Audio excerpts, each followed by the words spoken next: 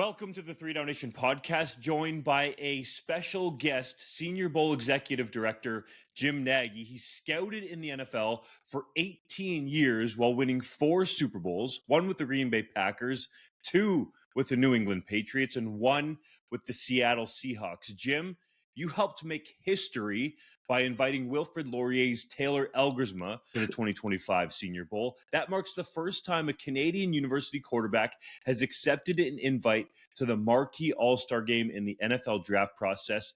What led you to inviting Elgersma? It's pretty cool, isn't it? It's been getting a lot of good publicity, and that's not why we did it.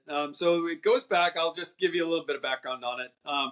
So Taylor's been training with a group down here called QB Country in the state of Alabama. It started in the state of Alabama. Actually started here in Mobile, Alabama, with a friend of mine, David Morris, who was the backup quarterback for Eli Manning at Ole Miss.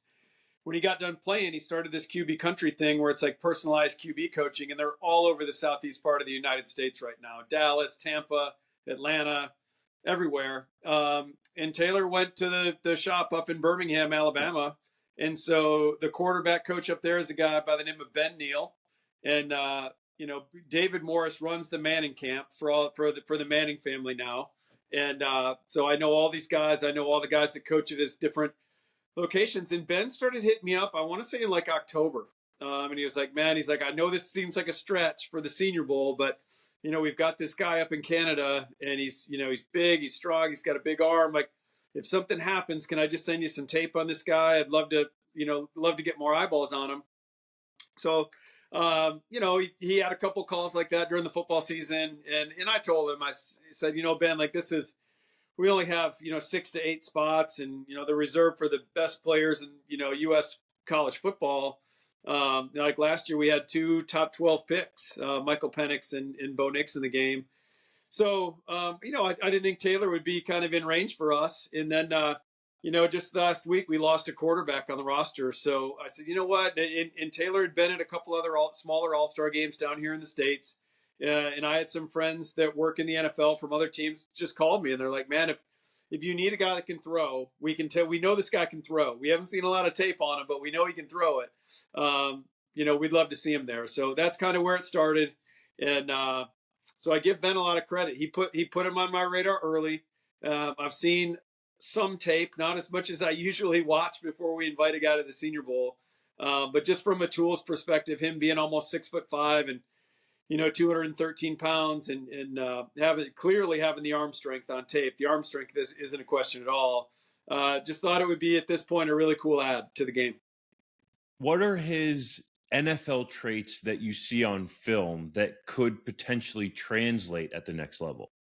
Well, to our size and arm strength, I mean, those are clear. He does have good mobility. Now, is this going to be a big jump for him? Absolutely. And especially, no offense to the 2 other All-Star games he was at. Those are great games. I know the guys that run those games, but those are more for, like free agent level players. They don't have a lot of draftable players, whereas we had 10 first-round picks in this game last year. We had 45 of the top 100 players, and we had 43% of last year's draft played in this game. So this is going to be a big jump up for him in terms of competition. So just speed of the game and anticipation and getting the ball out and working with, bigger, faster receivers. I mean, it's going to be a challenge. But after talking to him last night, like that's a challenge he's excited about, and I'm excited for him. So it'll be a cool thing to watch. And, our practices are on the NFL Network here in the States and ESPN every day. So it's going to be a cool platform for him.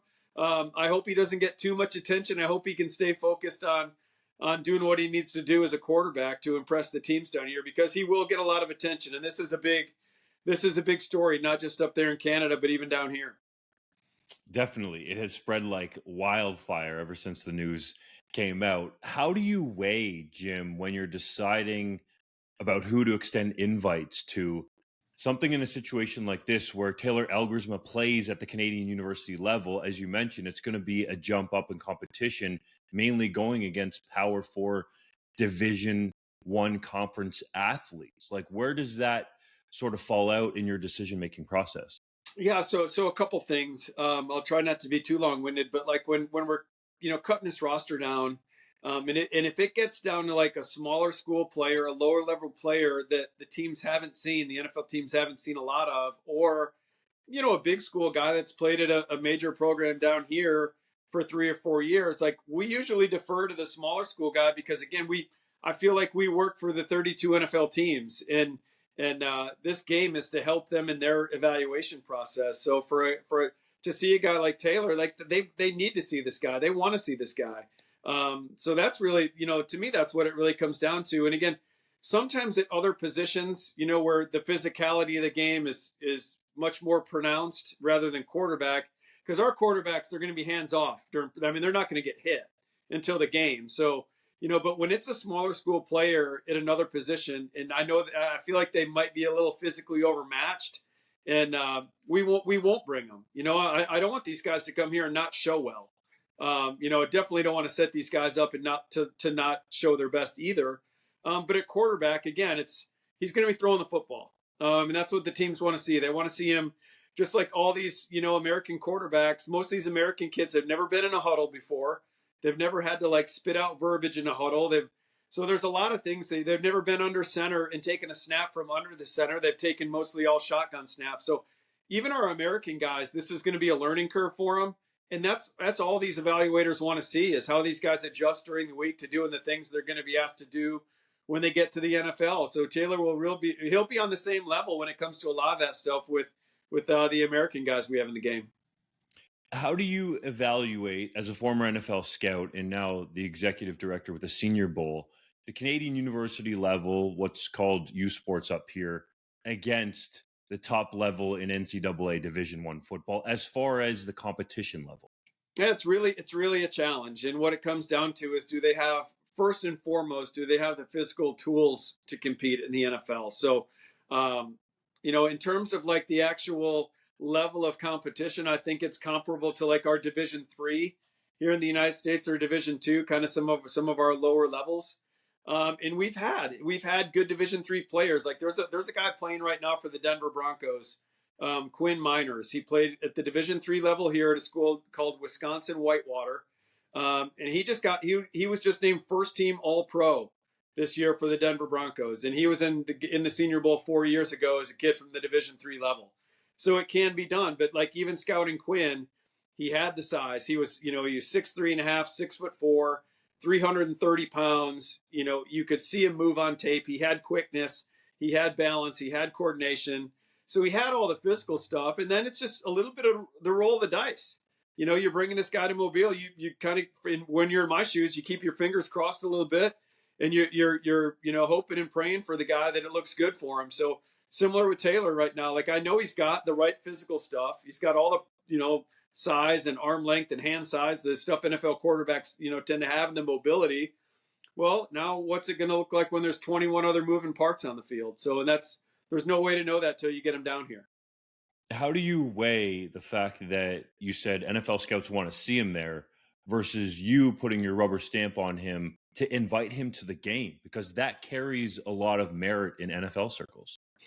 Yeah, I think the most comparable one right now for Taylor is a guy we had in the game a couple of years ago, from Shepherd University, which is a Division II school. His name's Tyson. He broke all the Division II passing records, most touchdowns thrown, all these great things.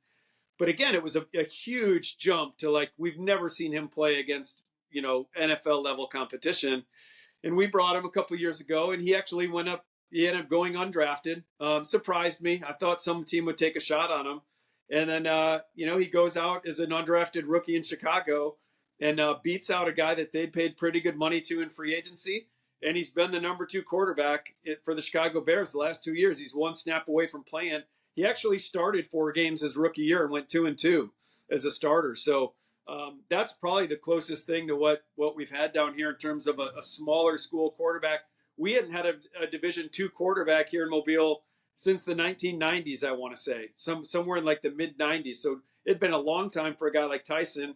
And now for Taylor, like we've never had a guy from a Canadian university. So he'll have the same challenge Tyson did, and hopefully he embraces it like Tyson did. Tyson had a good week down here. Could Elgersma attending the Senior Bowl lead to an NFL Combine invite? I don't know that.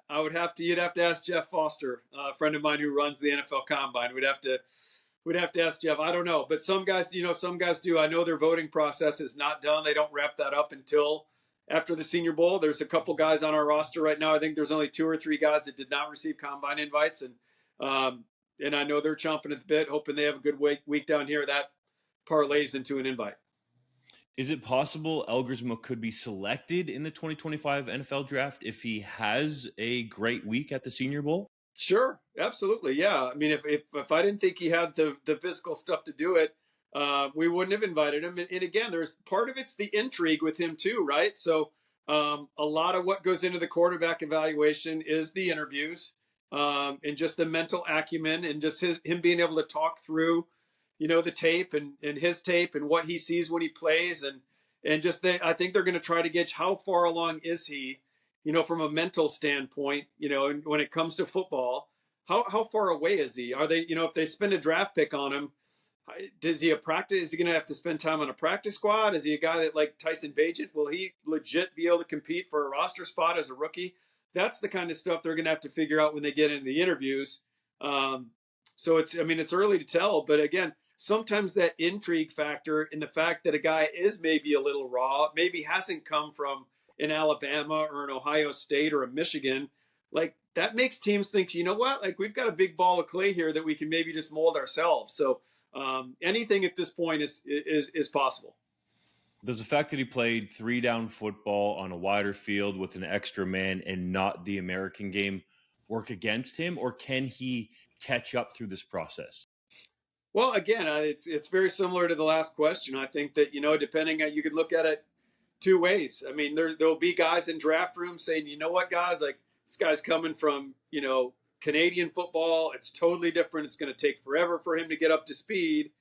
Or there could be someone that could say, well, listen, like we saw him in Mobile for a week and look how he adjusted down there.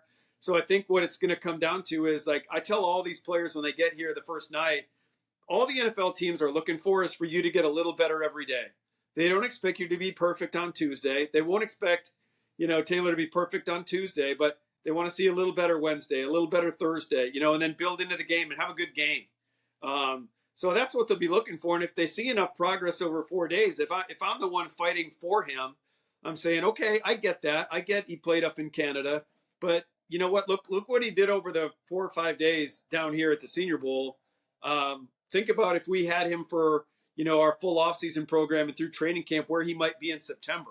So it all depends, so hopefully he comes down here and has a good week, and, it builds on itself through the process for him, and he gets his chance. So a good week or a great week could really boost his NFL draft stock. Absolutely. Yeah, 100%. Jim, thank you so much for the time. And for the people out there wondering, you mentioned it, you can watch the practices up in Canada as well on ESPN and NFL Network. The Senior Bowl game kicks off on Saturday, February 1st at 2:30 p.m. Eastern Time, live on NFL Network. You're going to have a lot of eyeballs from Canada, Jim, looking at Taylor Elgersma. So as a nation, I'll thank you for inviting him to the game. But based on your breakdown of him, it seems like he's earned it, and it was merited as well. Oh, absolutely. This was nothing to drive eyeballs in Canada. Trust me. We've had I think we've had a Canadian player each of the last 6 years in the game here, and some good ones like Chase Brown, running back from the Cincinnati Bengals. I mean, we've had Josh Palmer. I mean, I'm just off the top of my head. We've had one. It seems 2 or 3 every single year. So we love celebrating Canada Day here. We always put out a graphic with our Canadian players every year. But yeah, we appreciate you guys. Appreciate you having me on the show here, and hope people tune in and check it out. Just note, you've actually had Canadians who previously played at Canadian universities but went down south. One near and dear to my heart from my alma mater, the University of Guelph, was Tavius Robinson. Went on to play at Ole Miss and then went to your game. Yeah, and even Isaiah Adams from last year, the guard from Illinois, was the 3rd-round pick of the Arizona Cardinals. He was from Taylor School. So yeah, pretty cool connection. Your school's up here, man. The Canadians are going to like it. We appreciate it, eh? Well, I grew up in northern Michigan, so I basically grew up in Canada. So I'm from way up there myself. So we're kindred spirits, man. Awesome. I like it. Thanks again so much, Jim, and enjoy the week. All right. Thanks, man. Thanks for having me on.